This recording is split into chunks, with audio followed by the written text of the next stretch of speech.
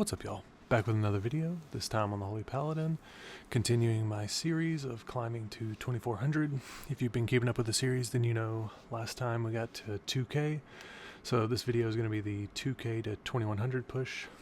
It was a decent session here, so I did get scattered when I was trying to freedom my DK. The warrior in this lobby was pretty low gear, so it got a little sketchy here at the start. I also wasn't running precog for this. I was running ultimate sacrifice, and you can see they pretty much chewed through it right there. He does use die by the sword, and I go ahead and bop him. They have 2 offensive dispels, so you see the bop is not nearly as useful. And I do end up topping him here. I go ahead and dispel him. I can't dispel that hex on the DK. And everyone in this lobby, minus the warrior, I think was 2400 current rating. So definitely a high damage lobby. I have no outs here, no bubble, nothing.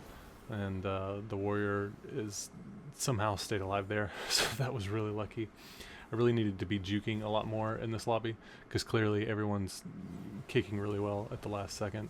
So right here, I do go ahead and sack him because I was scared he was going to die, even though he got behind the pillar.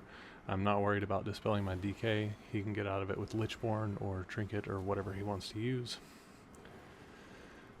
Right here, I needed to dispel. Yeah, there we go. I dispelled the explosive shot, so not bad. He's going to get the trap. It's DR'd, so it's a half trap. I do toss the Blessing of Protection on him just before that DR'd hex. So it also gives a damage reduction, and they end up taking down the hunter. It gives a damage reduction even if it's dispelled, and most of the time they won't keep spamming dispel to remove that damage reduction, so it still does have value overall, even if it does get dispelled. So, and here's another one, and I'm with the warrior again, and the elemental shaman this time. So I don't have my macro to taunt pets here because the marksman hunter was swapping between lone wolf and the other spec, but see right here, he's lone wolf. He doesn't even have a pet. So but what I'm going to try and do for this trap is I'm going to try, I dispelled him. I'm going to try and run over here to where I'm going to be near that A-bomb, and the A-bomb will break me out of the trap. So right here, there we go. And then the A-bomb just breaks me out immediately. So if you see DK summon that A-bomb, you don't really want to stand on top of it because it does a ton of damage, but in that scenario, I was just wanting him to break the trap. So I do use Blessing of Protection here. They dispel it off immediately again. I get blinded, so it's getting a little sketchy. I go ahead and burn my bubble, because remember, see, he's going to MD it instantly, so I'm just using it as like an extra trinket. Now I'm on DR for like every CC, so the priest does use paints up there, and I'm just trying to top my shaman. I assume they were going to go for the warrior, so I had the main beacon on the warrior. Probably a misplay on my part. I give him freedom so he can kind of cut away from the DK, and now the hunter swaps to the warrior, and I mean, keep in mind he's really undergeared, so he almost gets one shot there. So I run over kind of out into the middle, and he's lining me a little bit there. So they're splitting. This is really tough whenever they split like this to heal. So we have no outs. I don't have trinket, I don't have bubble, but he doesn't get the trap. I do sack there, and there's the second paints up from the priest, so the priest is running out of cooldowns. But honestly, so are we. We have no bop, no bubble. So I'm just trying to keep them topped. I toss the blessing out. And we're getting pressure on everything here, so I'm actually running into Hodge, and he grips me towards the priest so I can Hodge him. And then I'm going to try and blind him off of that. But he does scatter me. And he tried to swap him, but it was a little too late there. So that was a pretty decent round overall. I was thinking this one was going to be a really easy round, but physical damage dealers do so much damage to Death Knights, so I completely underestimated that even with the warrior being undergeared, so they're going to do a lot of damage to my Death Knight here. And again, this is just I should have predicted that they were going to go the Death Knight. I just honestly thought they were going to tunnel into the Shaman. So warrior goes in, popped everything. Priest is using penance. I got trapped out of stealth. I give him the Blessing of Summer. Priest is coming in to fear me. He does get the fear. I was hoping for a Tremor there, but it ended up being whatever. Like, that's a scenario where, you know, the Tremor would have been huge.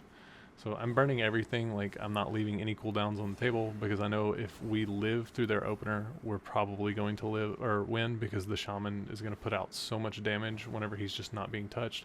The hunter does deter there, and he started casting Revive Pet.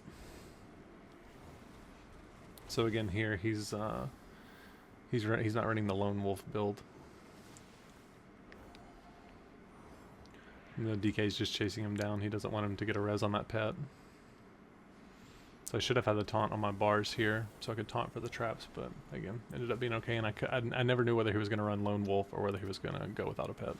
It's smart on his part, because on certain matchups he doesn't need. I do get interrupted there, and this gets really, really sketchy. We have a bop, so I go ahead and use it. We don't have any outs, no trinket, nothing. They dispel the bop off instantly. We do have sack coming back up, so huge cooldown for us, and now everybody's topped. The shaman gets a proc, and so this is pretty much GG right here. Yeah.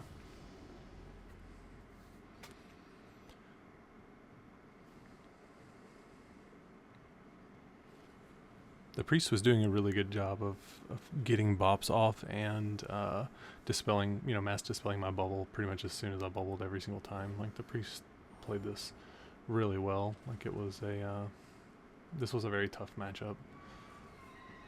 But honestly, these lobbies are so much better than when you get put in a lobby with like 1 DPS that's like way lower geared and way lower rating. I would say that the warrior was the one in this one, but he still played pretty well considering his gear and everything else. So it looks like they're going the DK again, and they chunk him here at the beginning. He pops IBF and AMS, and I use Bop. So they swap to the hunter and chunk him. He is running lone wolf here, so like they're doing just crazy damage to everybody. The shaman does get a proc. He gets that ascendance proc.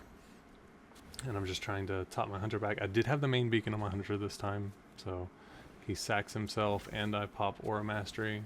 So we're just giving all the defensives. It's living through that opening pressure. Like, I'm not afraid to. I want to make sure I use all my cooldowns. I dispel my DK there because he was stuck in a root, and I know how annoying that is playing a DK myself. A lot of times, I got asked why I like to have so much haste. Like, having all the free globals is really important when there's this much damage going on. I went ahead and bopped my hunter there because we started falling behind, but we are getting a bunch of pressure on the shaman. I don't know if I've seen the warrior use intervene yet, but it would have been huge versus us. The DK gets caught back there, and they turn to him. Remember, he has no cooldowns now. He has no AMS or IBF. So he's a kill target. The hunter's a kill target. He does decide to turtle there, which I'm okay with. He cancels it immediately. So that ends up being okay, especially when we're this far into the game. It's not going to last that much longer. So again, he's using the kind of the same strategy that I'm talking about, not leaving any cooldowns on the table. So we have sack coming back up. The shaman got the interrupt on me again. I really should have, I don't know, it was debatable of whether I should have had precog for this team, and we do get the kill on the shaman. It just lasted too long.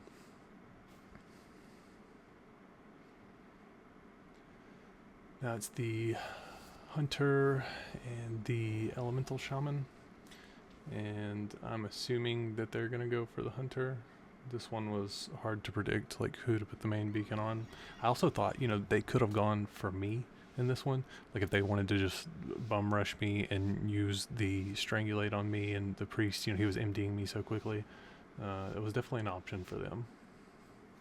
So I think you're going to see here, I'm going to run behind the pillar because I'm kind of scared they're going to do it to me. I give myself freedom, which kind of questionable because, again, I wasn't sure who they were going.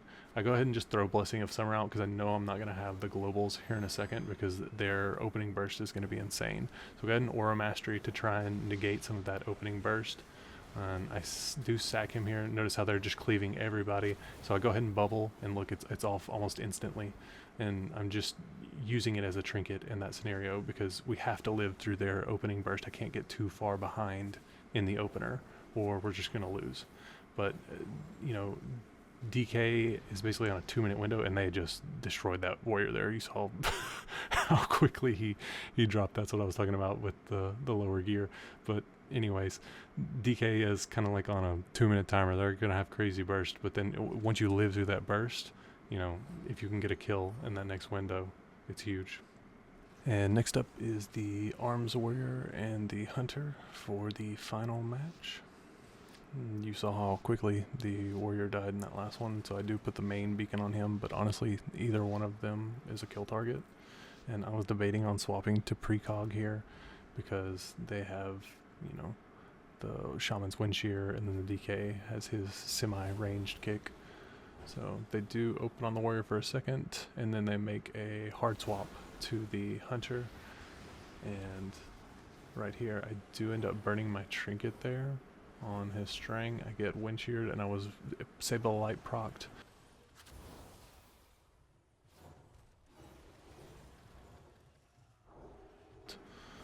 So I give him freedom so he can try and kite a little bit. I throw a Blessing of Protection upon him, again assuming they'll dispel it, so it'll give him the buff. So there's the buff, you see, he got it.